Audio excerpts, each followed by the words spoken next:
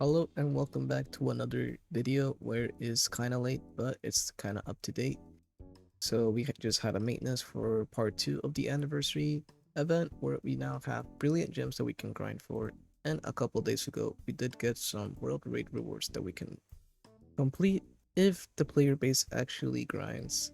But now that we have an incentive to grind with the brilliant gem, we should hopefully be able to get 400k before the event ends. So before we left off, we had a Black Friday spawn, and we also had a new weapon series.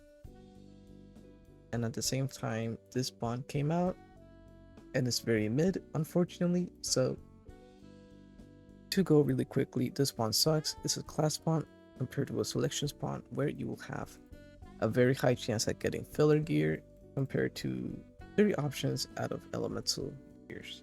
There are elemental gears in this spawn, but it's not worth it and it's way more expensive.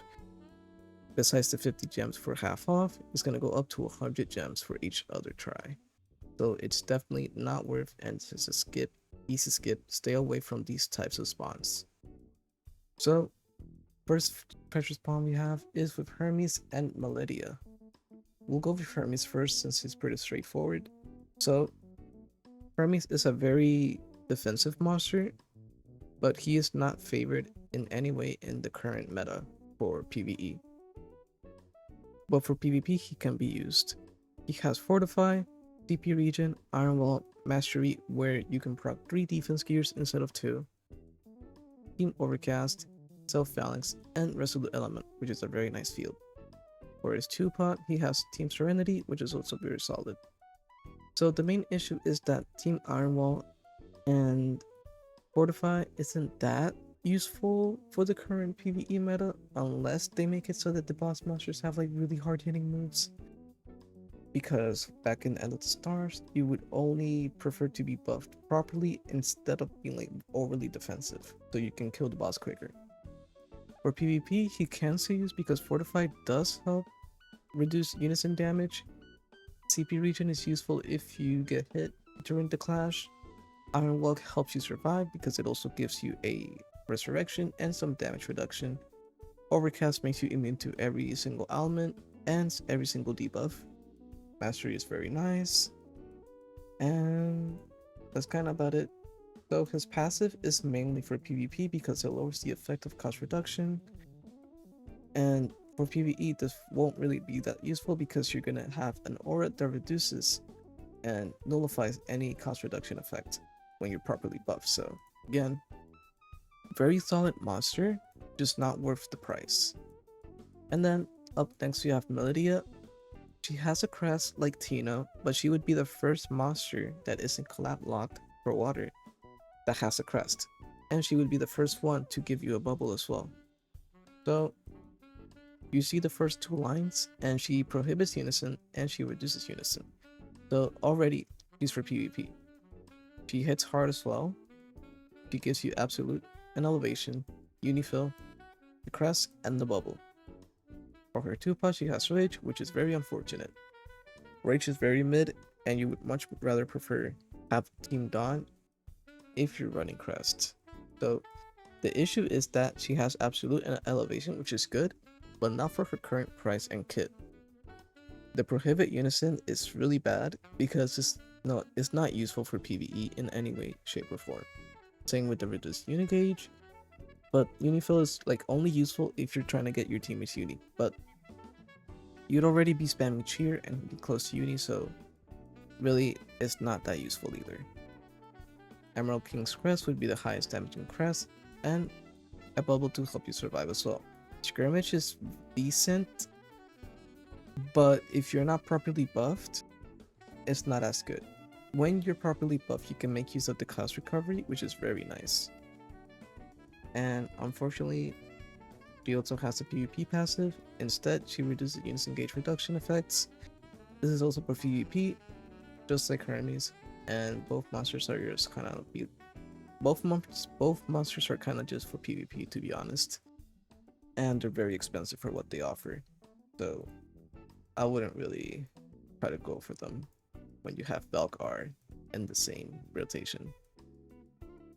And last but not least, we have Pandora. Pandora would be the most broken PvP mod released up to date because she hits very hard, 1000 ability power for 5 hits for physical damage and 5 hits for magic damage, a total of 10 hits.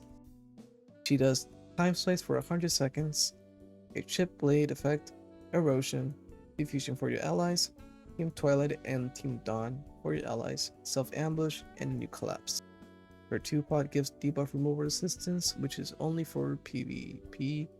Can be niche for PvE, but to be honest, not really that useful there.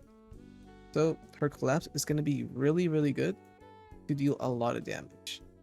And this collapse is also going to be very punishing in terms of PvP, like GB again, because the crystal is not going to survive. She has boost stats of monsters for 60% in her main slot. Not a very useful passive, it's just for stat chasing. But Team Twilight and Team Dawn self ambush and the passive makes her have some use in PvE because those effects will not be wasted.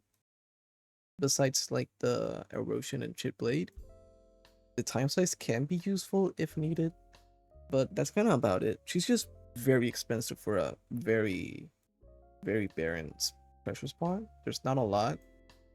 You're not getting much, but you can get her in like any chest if you get lucky.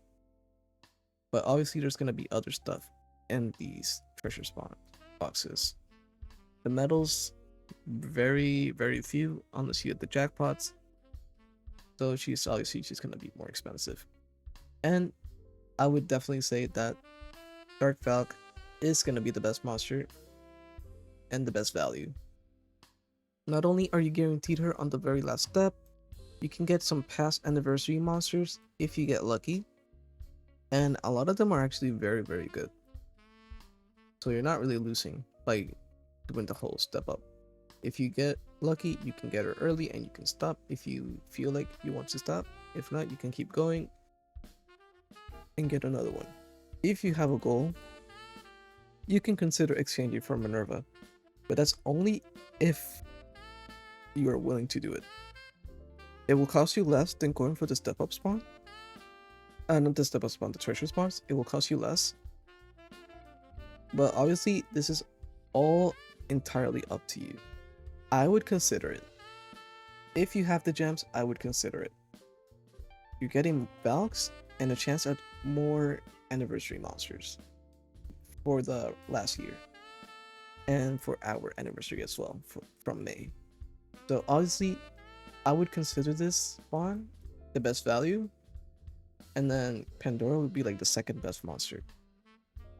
But she's just way too expensive. As a new player, I wouldn't really go for her because she's way too expensive. Dark Valk will obviously give you more value. And I think that wraps up this video. If you found this helpful, informative, make sure you leave a like, comment, subscribe. If you have any questions, leave them down below. And the community server invite is going to be in the description down below. So thanks for watching.